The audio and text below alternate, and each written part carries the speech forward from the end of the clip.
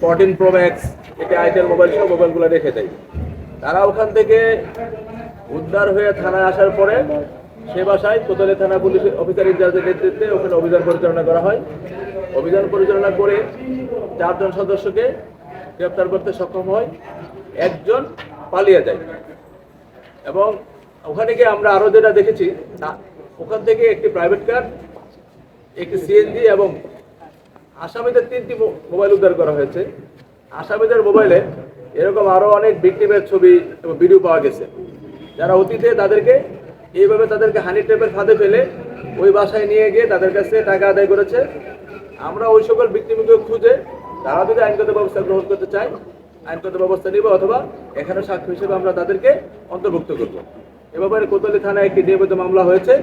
4 জন আসামিকে আমরা আদালতে সুপর্দ করব এবং অন্যান্য যারা আসামি ছিলেন তাদেরকে আমরা গ্রেফতার করব।